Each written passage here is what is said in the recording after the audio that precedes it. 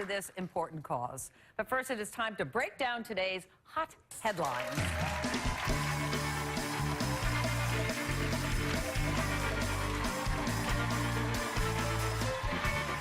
Okay, please welcome editor of AlwaysAlist.com, Jawn Murray is here. Deputy News Director of Us Weekly Magazine, Jennifer Peros, is also joining us. And today's show national correspondent Craig Melvin is here. Okay, I want to start with a story making headlines across the country. Indiana is poised to become the first state to institute safe haven baby boxes where moms can anonymously surrender their newborn babies if they feel they cannot take care of the child.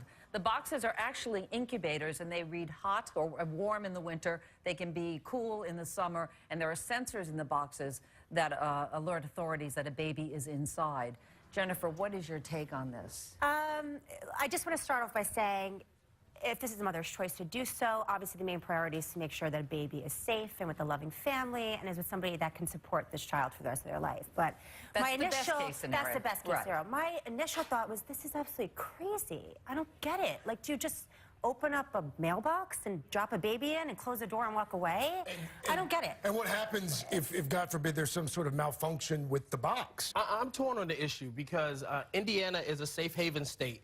Every state is. Yeah, yes. So women can already go to hospitals and fire departments and places like that and leave their child. The boxes are supposed to create an environment so they can do it anonymously. So if they have the shame of having to abandon their child, people can't see. So while I think anything to keep the child safe is a good opportunity, it's definitely better than like the dumpsters and stuff that we see in those Lifetime movies. You know what I'm saying? So I'm torn on it. I don't think it's a good idea, but I think it's better than the dumpsters. You know? Well, anything is better than the dumpsters, yeah.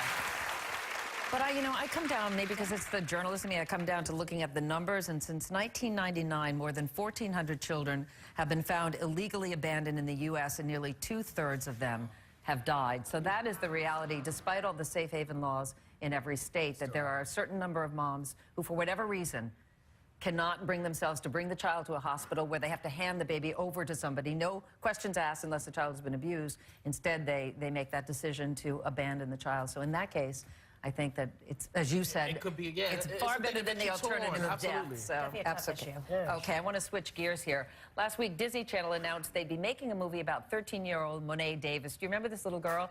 Yes. How could you not?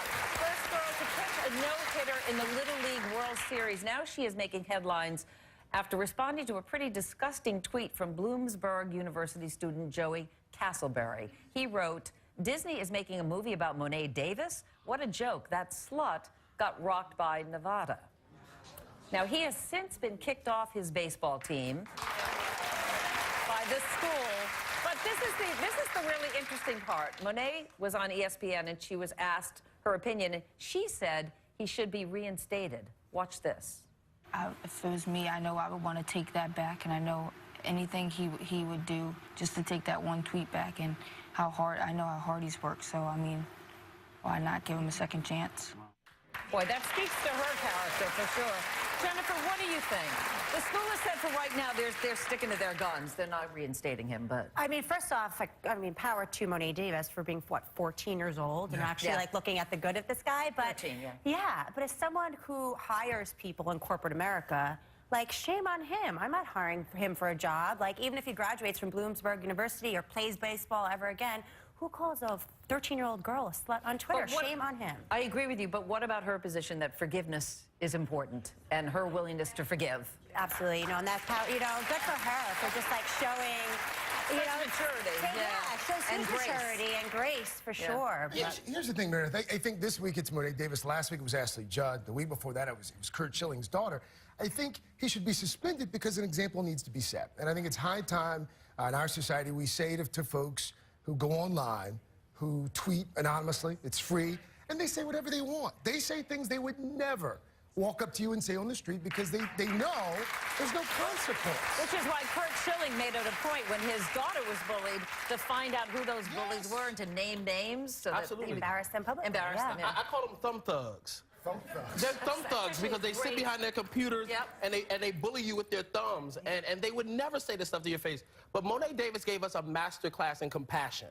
And adults could take a page from her. Everybody does make mistakes. And we're going to be talking about Monica Lewinsky later, so we don't want to necessarily, but like she's been wearing the scarlet letter of her mistake for many, many years. And so what Monet is saying is, yeah, the guy's an idiot, and yeah, he should have been suspended. And can you imagine the backlash he's getting from the community and on social media now himself?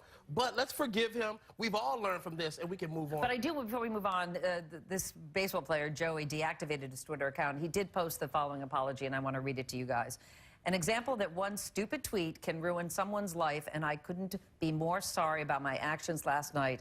I please ask you to forgive me and truly understand that I am in no way, shape, or form a sexist, and I am a huge fan of Monet. She was quite an inspiration. Well, he has that last part right. She is quite an inspiration. Absolutely. Okay, you mentioned Monica Lewinsky? Yes. She is also in the news again after speaking out about the online harassment that she received in the wake of her affair with President Clinton. She gave a powerful TED Talk last week where she said she was, quote, patient zero, end quote, of internet shaming. She called for a change in how we respond to stories like hers. Watch this. Public shaming as a blood sport has to stop. And it's time for an intervention on the internet and in our culture. The shift begins with something simple, but it's not easy. We need to return to a long-held value of compassion.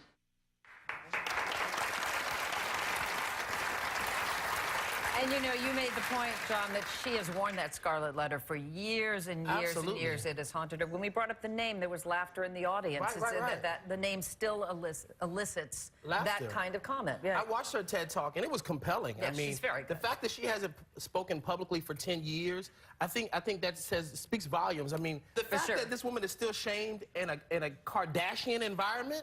I mean, come on, that's a family that got famous because one of them did a sex tape. Right. I mean, we should be celebrating this girl and putting her on the pedestal or something. Jen, what's your take?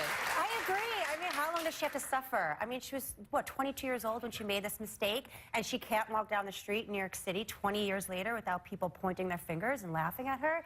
I mean, you know, Bill Clinton can do these huge galas and raise all this money for his foundation and come out publicly every single day, but nobody references this when they are talking about him nowadays. Right. So, Well, he's redeemed himself. He's redeemed, but Monica Lewinsky... But it's always the woman, I think. It's always... Monica Lewinsky, this is a smart woman. She got an internship at the White House. This isn't a dummy off the street. I mean, I think she's paid her dues. We should forgive her, move on from it, and let her see good work. She fell in love with that man, but he was the guy in power. So to me, it's not the same at all. Well, you have a point, though, Craig. No, I question the timing to a certain extent, and by that I mean we know that you know there's a very good chance that Hillary Clinton is going to run for president.